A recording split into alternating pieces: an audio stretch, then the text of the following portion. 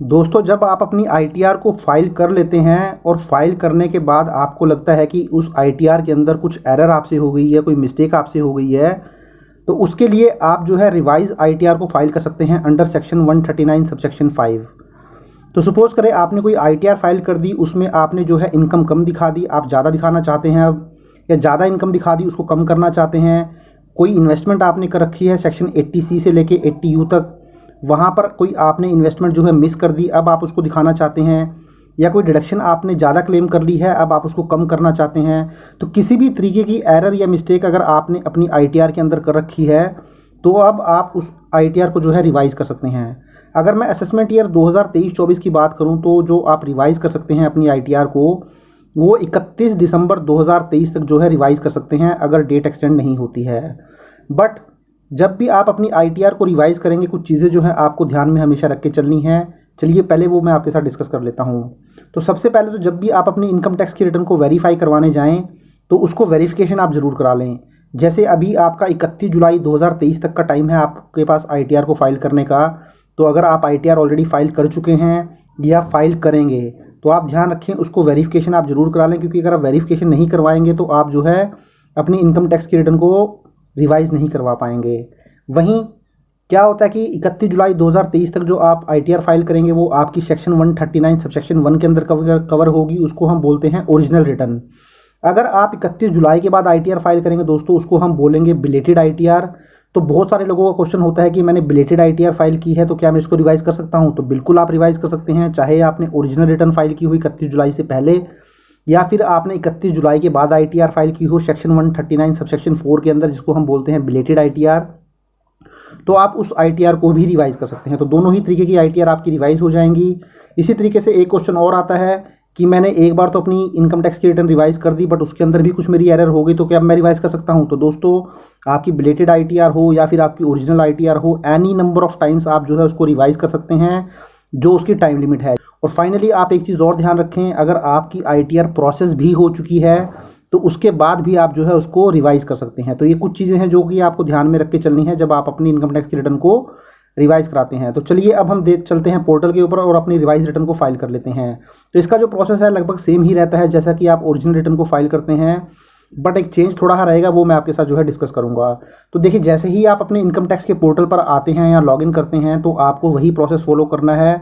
आप क्या करते हैं, ई फाइलिंग में जाइए, इनकम टैक्स रिटर्न पे क्लिक कर दीजिए, फाइल इनकम टैक्स रिटर्न कीजिए, असेसमेंट ईयर में 2023-24 चूज़ करके ऑनलाइन मोड चूज़ कर लीजिए, कंटिन्यू कर दीजिए। उसके बाद स्टार्ट न्यू फाइलिंग कर दीजिए। आपका जो भी स्टेटस है इंडिविजुअल वो चूज़ कर लीजिए, कंटिन्यू कर दीजिए। उसके बाद यहाँ पे फॉर्म सेलेक्ट कर लीजिए।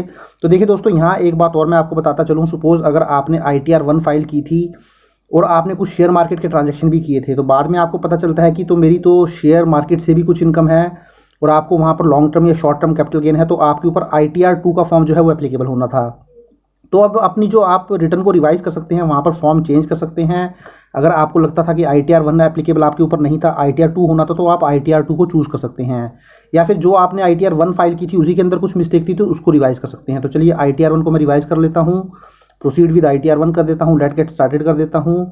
अब ये जो 3 ऑप्शन है, इसमें से कौन सा ऑप्शन आपको चूज़ करना है, वैसे इसके ऊपर भी मैंने ऑलरेडी डिटेल में वीडियो बनाया हुआ है, उस वीडियो को आप देख लीजिए, मैंने डिस्क्रिप्शन में दे दिया है। अब मैं इसको कंटिन्यू कर देता हूँ, अब इसको ओके कर देता हूँ। तो देखिए मैं पर्सनल इन्फॉर्मेशन पे आ गया हूँ, इसके ऊपर क्लिक कर देता हूँ।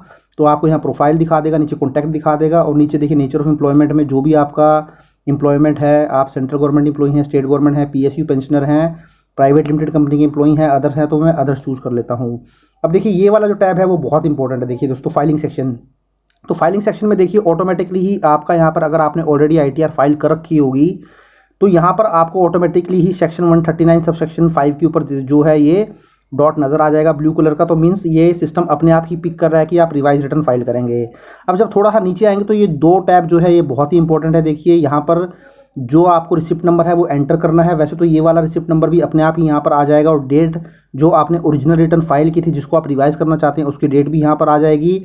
बट स्टिल अगर कुछ केसेस में नहीं आती है तो उसका मैं तरीका बता देता हूँ कि आपको ये जो रिसिप्ट नंबर है वो कहाँ से मेंशन करना है और ये डेट कहाँ से मेंशन करनी है। तो इसके लिए देखिए आपको क्या करना है, दोबारा से अपने इनकम टैक्स के पोर्टल पर आ जाना है, ई फाइल में जाना है, इनकम टैक्स रिटर्न के ऊपर क्लिक कर देना है, व्यू फाइल रिटर्न पे चले जाना है। तो देखिए जैसे ही व्यू फाइल रिटर्न पे जाएंगे तो ये जो ओरिजिनल रिटर्न जिसको मैं रिवाइज कराना चाहता हूँ वो देखिए 27 अप्रैल 2023 को मैंने रिटर्न फाइल की थी और सक्सेसफुली ई वेरीफाई भी करवा दी थी असेसमेंट ईयर 2023-24 के लिए।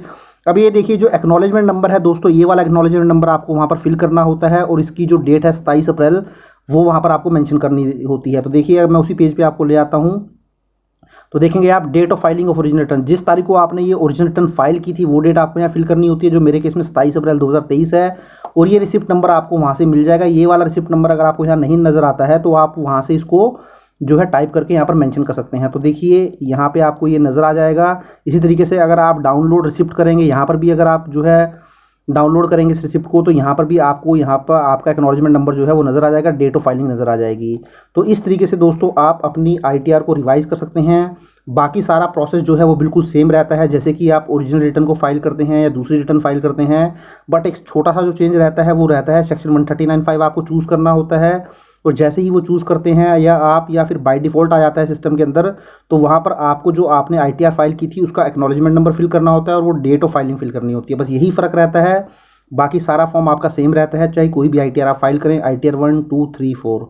तो आशा करता हूँ दोस्तों वीडियो आपको अच्छा लगा होगा। वीडियो अच्छा लगा तो उसको लाइक और शेयर कर दीजिए और चैनल को अभी तक सब्सक्राइब नहीं किया तो चैनल को भी सब्सक्राइब कर दीजिए। Thank you very much, have a nice day, take care.